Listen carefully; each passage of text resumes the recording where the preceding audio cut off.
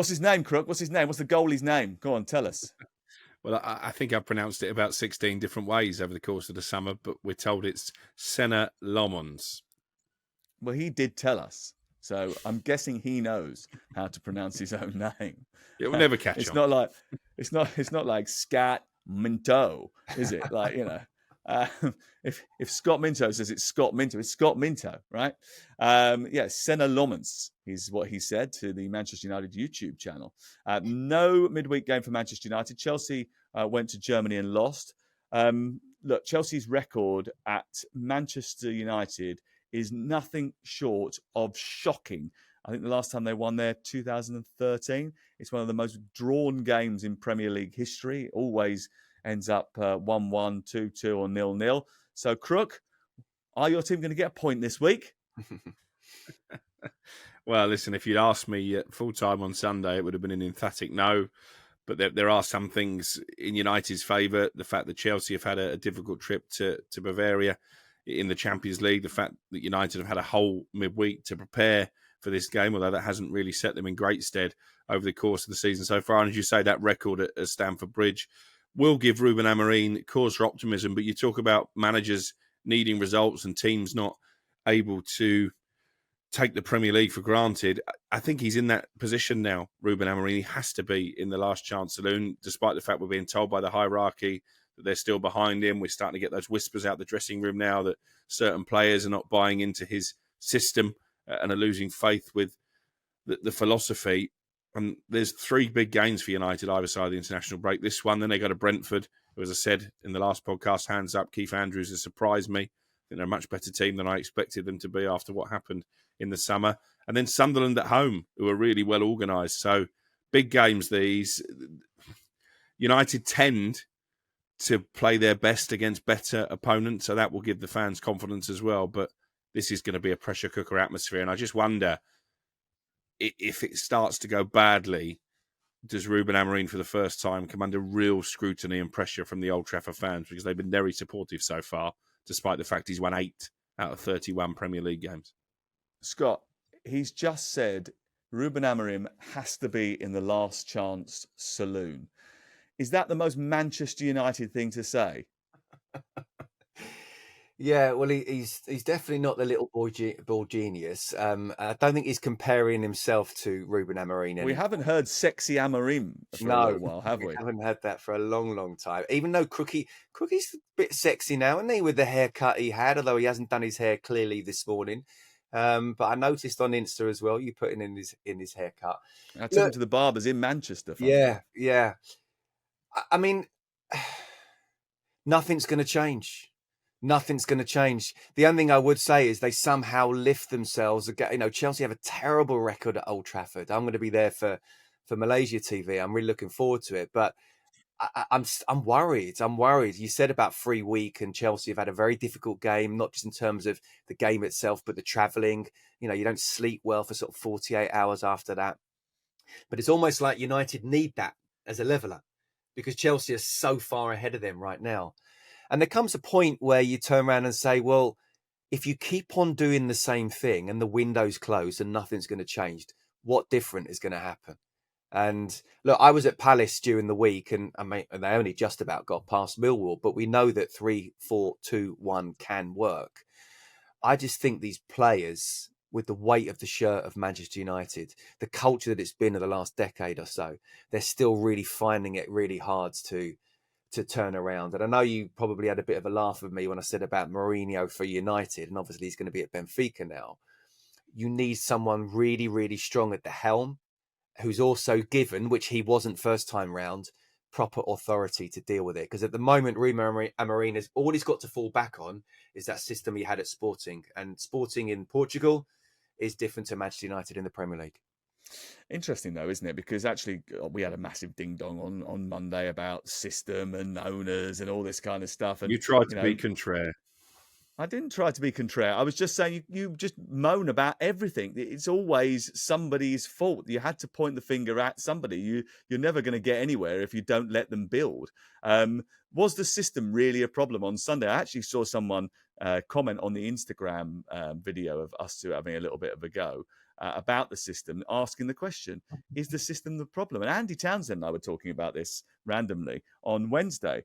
And I was saying, well, hold on a second. It can't be the system that is the problem. If Patrick Dorgu is getting as much joy as he is down the left-hand side against Manchester City, getting into brilliant crossing positions, but just not delivering. So the system is actually developing what it's supposed to, which is width and attacking threat from wide areas. But yet, because the players aren't of the quality to be able to deliver it, they're not getting the results that Ruben Amorim is expecting from the system that he has designed. Well, that's the issue for me. You know, because he's so committed to this system, you're shoehorning players into positions that are alien to them. That's my issue. Not necessarily that that's the system not an alien position for Dorgu, is it? Because that is why he was signed, to play that position. So it's just bad recruitment. That's a different matter, isn't it? Yeah, but I'm talking more about Bruno. Bruno Fernandes is the biggest problem, okay? And people have been saying Bruno Fernandes is the biggest problem at Manchester United for years when that hasn't been the case. It is now, because he's playing in a position where he doesn't have the tactical awareness or discipline. Is that Bruno Fernandes' fault? Partly, because actually I looked at Phil Foden's stats in the Manchester derby, and he had to go into midfield at times and help out Rodri, who's still not fully fit, and he got through double the amount of defensive contributions as Bruno Fernandes. So you can label a little bit of the blame at the player's door, but ultimately there is a way you can set up that team, even if you're so wedded to this system where you're not playing Bruno Fernandes as a number 6. You play Amad Diallo as left wing back because Dorgu is rubbish.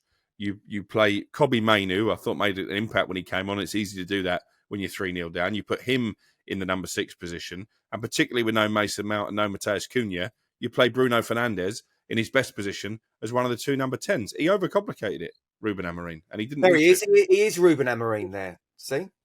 He's doing the tactics. He's got his little tactics board out. He's turned into. He's got one of those little. What's that little thing he had? The little whiteboard with the counters. He's sitting there moving them all around like he did at Grimsby. Have you got one of those? We should definitely get you one of those. I think you'd be. I did have one when I took charge of a veterans team, and we won the tournament. By the way, I got a lot of 0-0 draws. Ruben Amorim could learn to get 0-0 draws. That'd be quite good. I'm not surprised that you have one of those boards, to be fair. That sounds right up your street. But the difference between you trying to win that tournament and therefore, actually, I think every game went to a penalty shootout, didn't it? Is that true? We didn't score a goal. We got one goal en route to the final, and then we won 3-1 in the final. We won 3-1 in the final. Sounds like they're going brilliantly at Old Trafford. I'm sure they'd love that sort of football. But the reason for the system, I'm guessing, Scott, and the sort of devotion to it is because ultimately he wants to be in a position to have long-term success, and he believes this is the way to do that. So it's all about schooling and automatic actions and patterns of play and getting into the zone of being involved in this system over the long term rather than the short term, right? He's not thinking about winning against, there is a part of him that'll be thinking about winning against Manchester City or winning against Chelsea, but his overarching view is I've got to develop something that holds water for a long period of time. Look, you're absolutely right, Sam, but if you don't win games, you don't get time. It's as simple as that. You have to. Well, he hasn't won any games, and he's had quite a bit of time, to be fair. And why has he got time? He's got time because United has been a shambles for over a decade, and the fans want to get behind a manager who can turn it around because they've had enough of the culture that's been going on in the dressing room that is a million miles away from the dressing room that I played against with Beckham, Keane, Scholes, Giggs. You know, don't want to compare. That was then, this is now. But still, the culture has been that bad and a million miles from it that they want to get behind their manager. They wanted to get behind the little bald genius until he wasn't a genius. He was just bald. And then you're talking about now Ruben Amorim on top of that. Look, I'm with you to a point, but Crookie's right. This is Manchester United. You have to win football matches. And it's all very well saying we're going to develop players for this. He's not going to get the time. If it carries on like this, he's not going to get past Christmas. So he needs to find a way to win games. And you're right about Dorgu, and it's about the recruitment. But if you keep on doing the same thing, you get the same results. So why not even just change it? I think he's gone too far now to do it. He's going to either live by the sword or die by the sword. I hope for his sake it works. I want him to do well. But at this moment in time, it's still the juggernaut of United seems to be too much for this group of players.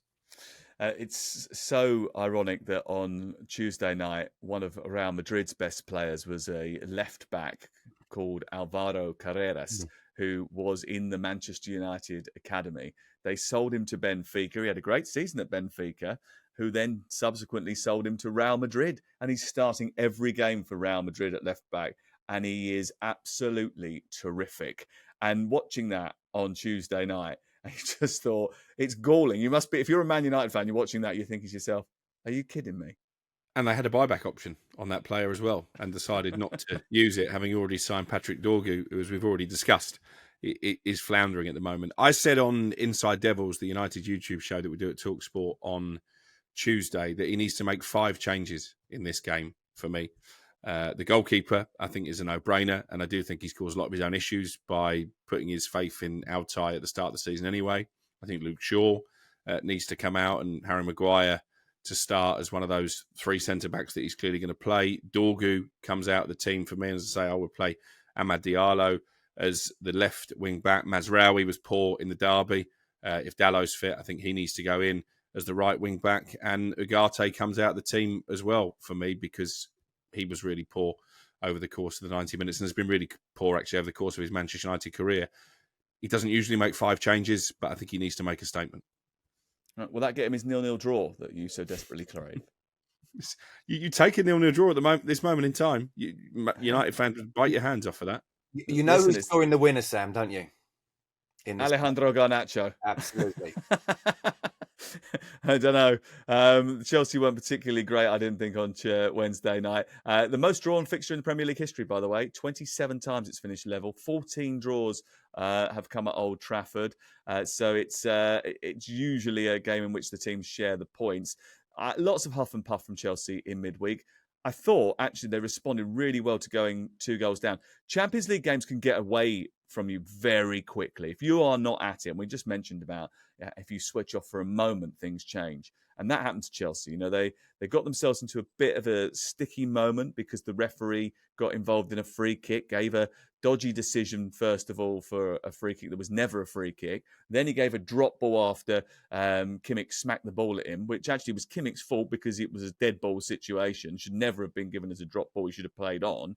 And then after that, Chelsea lost concentration. They were so busy about moaning about the referees and the official that then Caicedo got caught the wrong side of Harry Kane, who's just a little bit cuter and wiser, and they're 2-0 down. They applied themselves well, Scott, after that and got back into the game, I thought. But then after half-time, Bayern just took control. After a bright start from Chelsea in the first 10 minutes after the break, Bayern took control. And I think it was just a little bit of a lesson that this is a team that don't have experienced leaders that sometimes you need to get you through games like that. Yeah, and I do agree. And there's a lot I agree with you on that. I mean, but half the outfield players or half the team were making their Champions League debuts. Yes.